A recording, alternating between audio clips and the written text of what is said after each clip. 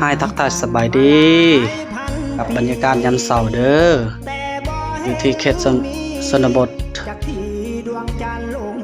เส้นทางก็จะมีแต่ขี้ตมแบบนี้แหละพ่อแม่พี่น้องการสัญจรไปมาหาสู่กันก็ค่อนข้างลำบากแต่ว่าก็สามารถสัญจรไปได้เด้อแต่ก็ต้องมีสติระวังตัวการเดินทางเด้อบ่ต้องประมาทกับการเดินทางพ่อแม่พี่น้องตื่นเช้ามาบรรยากาศสดชื่น